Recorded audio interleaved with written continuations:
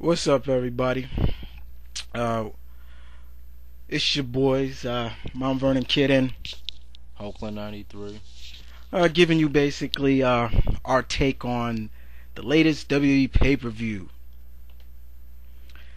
So, I haven't done a opinion spot in a while. I took a week off from doing one for a while, but of course, I'm gonna do uh, my usual review on the latest pay-per-view, or I should say, we are. So let's get started. This is a new concept for the WWE, Breaking Point. Basically, all main event matches are submission matches. Another gimmick pay-per-view, but here's our review on. Let's see if it lived up to the reputation. So basically, the pay-per-view starts off with the tag team titles on the line. Big Show, Jericho versus MVP Mark Henry. Yeah, let's put it like that, Jericho. Match was okay.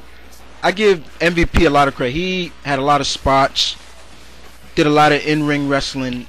He even came in like a new attire, which really was crazy, right? Yeah, just that he didn't have sleeves. Even it was funny because even Mark Henry was rocking the same colors as they were. But like I said, decent match. A lot of spots, especially there was one scene where Big Show went for a splash.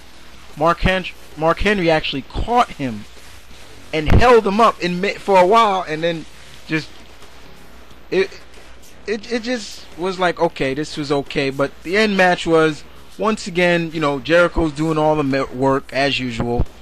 Unfortunately, he misses the code breaker, and next you know, usual knockout punch from Big Show. Mark Henry gets pinned. 1, 2, 3. The still champions, Big Show and Jericho. Then the next match on the card was for the United States Championship. A day before it caught us off guard, we even didn't know this match was on the card. But it made sense because The Miz was calling out Kofi for the past weeks. So, Kofi versus The Miz. It was a good, decent match. The Miz actually showed some new moves. But Kofi, like always, when he picks up the pace, you can't really stop this guy. A nice trouble on the power right in the face, people. And gets to 1, 2, 3. Kofi still United States champion. Then the third match in the card was, one of the whole main events of Breaking Point, basically. Legacy versus DX, submissions anywhere. Now, basically, we all figured like, oh, this is gonna be a walk in the park for DX because Legacy's no submission wrestlers. They even did a whole promo on it, which was pretty crap. But the match was great. The spots was everywhere. Submission holds galore. Shawn doing his usual, showing why he is still one of the best, But unfortunately, later on, they caught Triple H, clocked him in the head with a cooler bottle, knocked him out basically, which left Shawn to face two people. Shawn was doing his thing, showing his resiliency. But even before that, there was a spot where they had DX put Cody Rhodes in a seated chair, and they did a seated camel clutch slash Boston Crab. The promos was funny, especially with DX. The whole, because they were like, you screwed Brett to Shawn, and Triple H actually said, I had nothing to do with it. It was all Shawn's idea. But in the end, Legacy pulled out the win. And to be honest, I wasn't upset about it. This is a rivalry that seems like they want to really explore. DX is going to win some, Legacy is going to win some. But unfortunately, Legacy won. They double teamed Sean basically.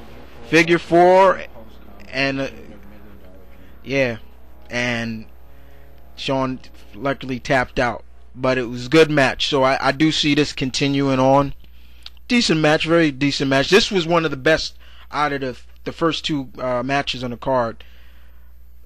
But next was Kane and the Great Khali, a Singapore Kane match.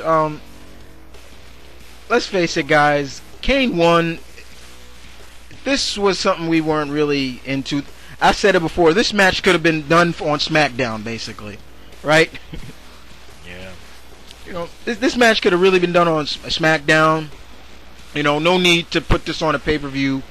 You know, this could have been the whole IC title and match between Ziggler and Morrison, in my book.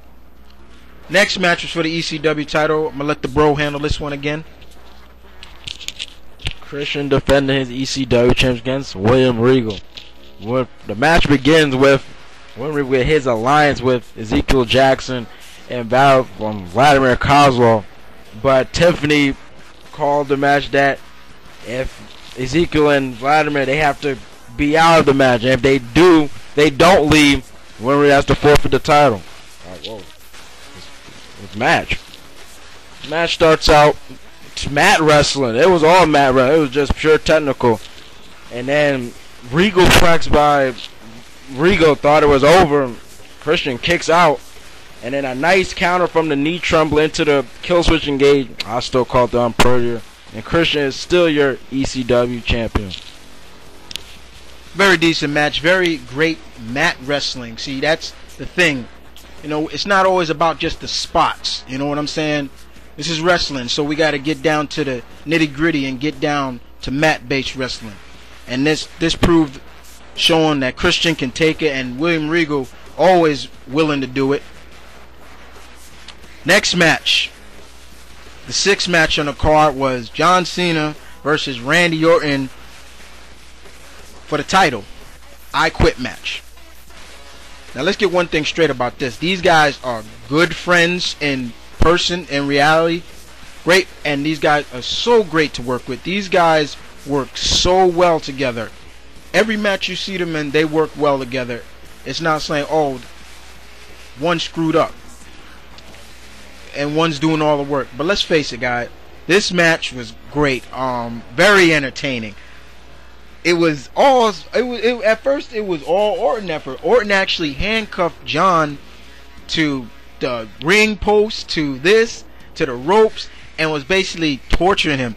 It looked like Orton was the torturer and Cena was a POW, to the point where Orton tied him up to the ring post and Orton started beating him with a Singapore cane, and the whelps on John Cena's abdomen was crazy. It was like, wow. You know, he got hit and Cena wasn't quitting. He was like, nope, I don't quit. Come on, saying, no, I'm not quitting. Him. Sometimes even saying very calmly, like, and it had us laughing. Unfortunately, next thing you know, Cena got free and handcuffed Orton to him. The look on Orton's face when he saw Cena, he was hooked up to Cena, was priceless. It was so funny. To the point where Cena was just like, almost like hulking up.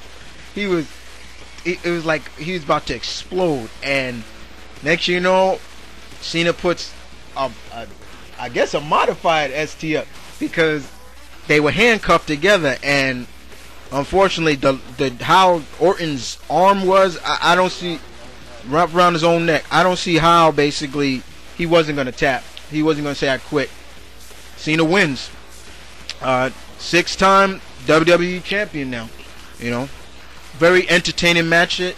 Like I said before, guys, these guys work so well together, and I love seeing these guys work. And that's what you gotta love, is when you get two wrestlers that know each other so well and work very well together. Great chemistry, you know what I'm saying? 7th match We're gonna let the bro handle this one. I will be involved in this one, but definitely let the bro handle this one. So here we go. The main event for the Worldweight Championship. There's always straight as champion. CM Punk versus the dead man himself, The Undertaker. Let me get it straight. This match was all Undertaker in the first start. CM Punk looking like a coward. CM Punk got to miss, take Undertaker's legs out. He even had a big superplex. But then Undertaker, famous snake eyes, clothesline, and then gets the Hell's Gate. CM Punk taps out. Then Undertaker's Worldweight Champion. Wrong.